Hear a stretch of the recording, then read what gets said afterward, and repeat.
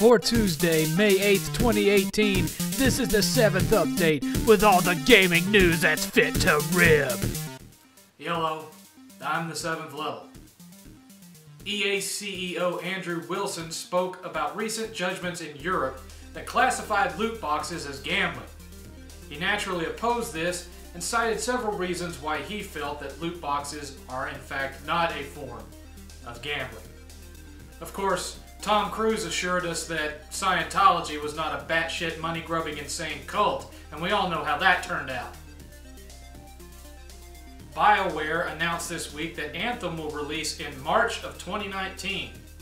In other news, early estimates indicate that I'll have an extra $60 to put into savings in March 2019.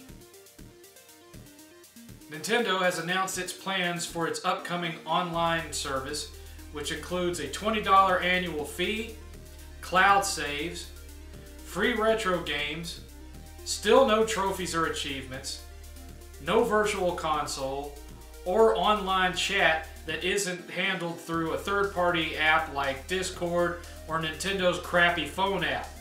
But hey, you can play NES Soccer online, guys!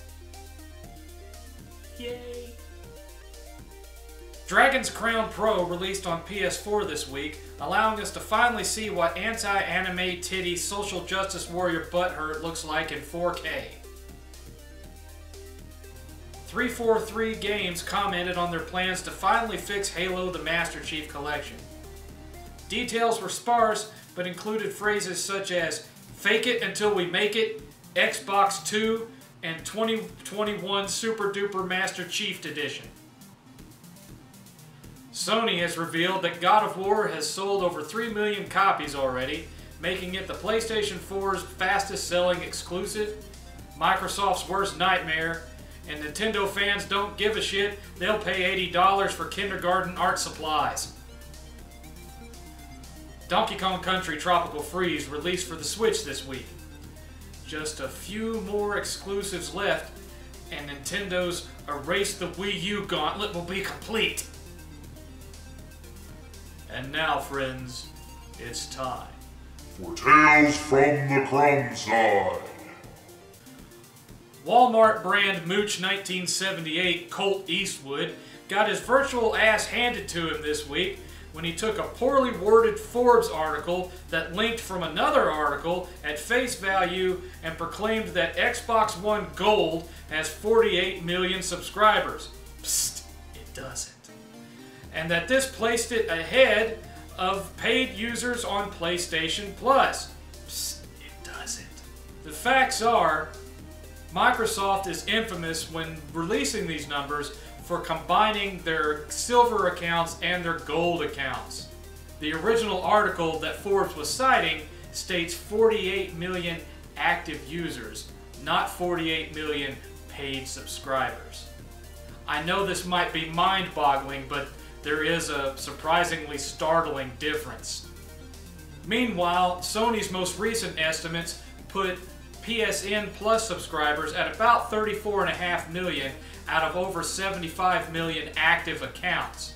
Couple this with the fact that on any given night, there are twice as many active players in any third-party multiplat on PS4 as there are on Xbox One. This includes Battlefield 1, Call of Duty, you name it. So obviously this brought the veracity of Colt Eastwood's proclamations into question. Colt's never-ending quest to out-mooch the mooch grows ever closer to completion. But seriously, Colt, I've seen some of your videos. When you're not totally whacked out from drinking the Xbox Kool-Aid, you're more well-spoken and level-headed than your intelligence-impaired counterparts have ever been.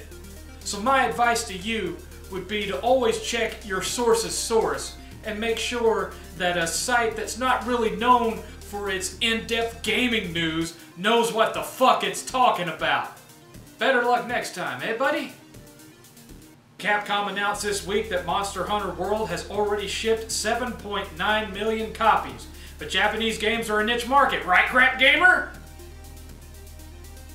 By the way, still no Switch version coming. Can't imagine why. Thanos was added to Fortnite this week, which makes it about as appealing to me as adding Boy George to Destiny 2. Conan Exiles released for Xbox One and PS4 this week. When asked what console gamers could expect from the title, Conan himself replied, "Crush your hard drive, poor performance driven before you, and hear the cruel laughter of the PC monster race." Online-only title Pinball Arcade will be losing over 50 Bally and Williams pinball machines on June 30th due to expiring licenses. But yeah, fearing an all-digital gaming future. What was I thinking? If you've already bought and downloaded these tables, you're good. But if you still are planning to play Virtual Terminator 2 pinball, you better hurry the fuck up, cause the future is now! And finally, Evil Dead Virtual Nightmare, a VR game that allows you to explore the Evil Dead universe and slay deadites to your heart's content with your chainsaw and trusty boomstick, has been announced for the Oculus Rift. In other news, my son, the 8th level, responded by saying, "Fuck replacing my laptop, I'm getting an Oculus Rift." My response to which is, it ain't my call to make. So let's hear from you, the fans. Those of you who actually contributed to the $500 pot that's going to be showing up at the end of the month that was supposed to be for replacing 8's school laptop. If you guys don't mind him blowing that wad on an Oculus Rift, let me know in the comments down below. It's all hinging on you. 8's fate is in your hands. What do you think of that, 8th? And that's all the gaming news that was fit to rib. As always, I'm the 7th level. I was joined by my trusty cameraman, 8th.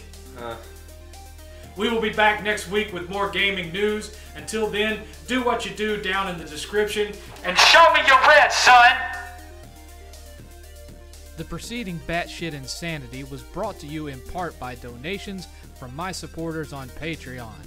Go ahead, toss me $1 a month. What's the worst that could happen?